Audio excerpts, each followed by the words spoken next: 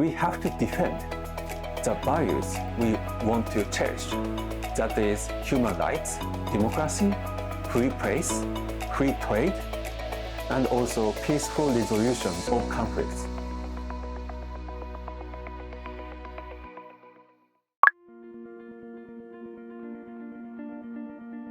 I think Japan and the United States has shared the very big vision on the traditional security concerns. For that, I don't find any big problems even now. So, of course, we could be a little bit critical to US-Japan alliance or policy which is taking place now, like, you focus too much on Taiwan and you should pay more attention to North Korea. Yes, it might be true, but I really believe, American policymakers, Japanese policymakers, and even South Korean policymakers shared a lot in the ideas of traditional security and perceptions on national security.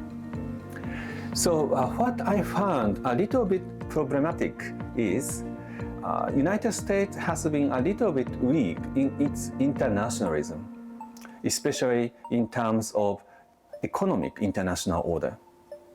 What I mean is, even Biden administration has been so much reluctant to come back to Trans-Pacific Partnership. Yes, they started Indo-Pacific Economic Partnership, IPEF, but it has been not like TPP, TPP type of negotiation.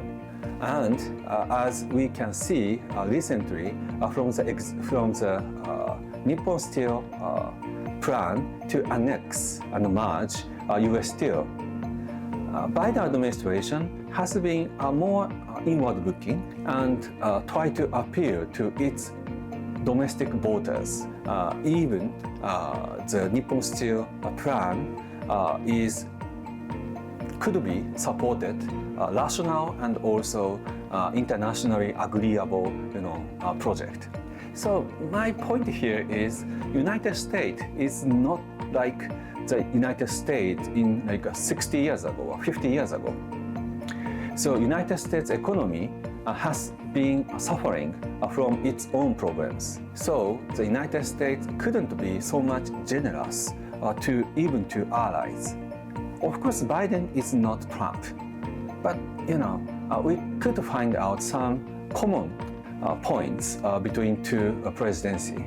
And also, I start to have a little bit concerns on the kind of power or authority which G7 countries have in front of global South countries. Even after the severe Middle East crisis, many countries didn't join to G7 efforts, and they, didn't vote for the international resolution, United Nations resolutions, which G7 countries and other advanced economies supported.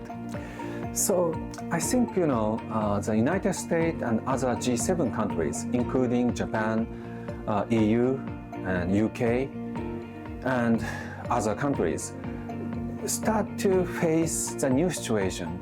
That is, their soft power might not have enough capability to outreach to the global South countries. So, combining two factors, the fluctuating free trade regime and US commitment to international economic order, and also kind of the new behaviors of global South countries, I start to have a lot of concerns for the future of post-war international order. I would like to raise another point, that is uneasy frontier of authoritarian states. This is another concern for the future of international order. Russia, North Korea, China, Iran, and other authoritarian states start to make loose but invisible coalition or frontiers in international politics. Especially last year, we start to see really emerging partnership between North Korea and Russia in terms of defense weapon system transfer. So we start to look at the reality. Russia and China, they also have really strong soft power in the eyes of global South countries. This year, we just saw the extension or expansion of BRICS. BRICS now has 10 countries, not 5 countries.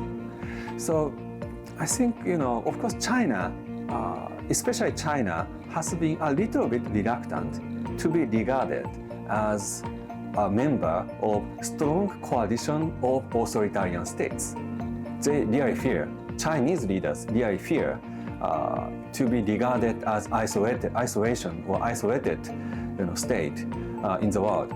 But at the same time, we have to agree their cooperation as an authoritarian state has been so much robust.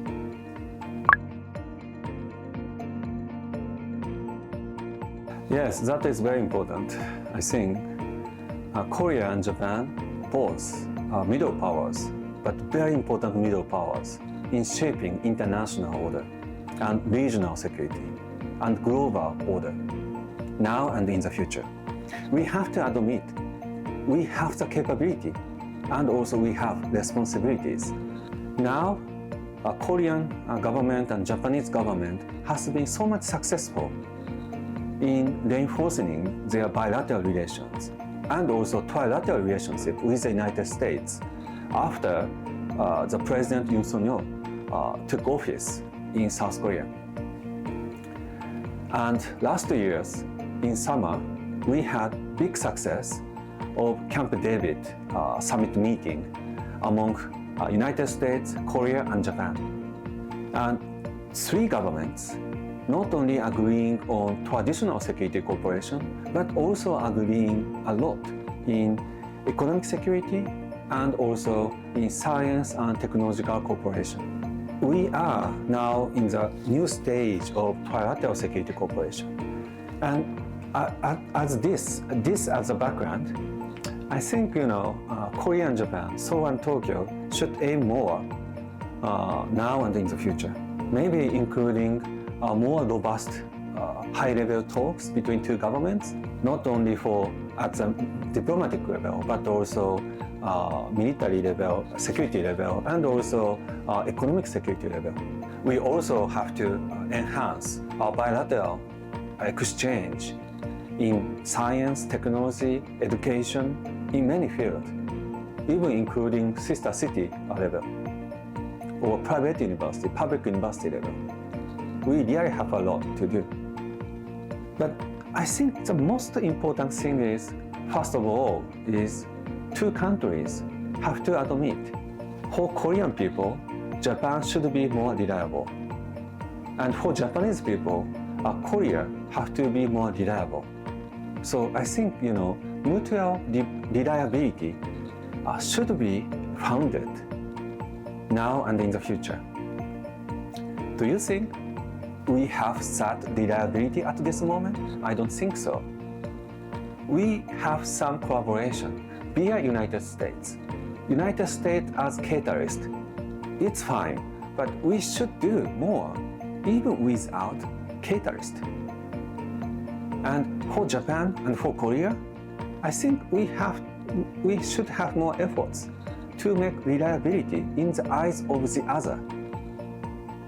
So maybe Japanese people, my colleagues, my people, my country's people, have to understand more South Korean people's understanding and dreams for the Korean Peninsula future. And for Korean people, I want to ask you, understanding more about our concerns for the situations in over Taiwan Strait or beyond Taiwan Strait, like South China Sea. So I think, we should talk more. We should understand more each other's perspective. In addition to that, I really believe 2 countries have to get kind of bipartisan understanding on the necessity of collaboration. And also, we also should understand we have to work together to sustain the international order as we prefer against any other country's political motivations. We have to defend, first of all, post-war international order. Of course, we have to devise a little bit post-war international order to be more comprehensive for global South countries. But what I want to emphasize here is we have to defend the values we want to cherish. That is human rights, democracy, free press, free trade, and also peaceful resolutions of conflicts. For that sake, we really have to understand each other's perspective and work more together between Seoul and Tokyo.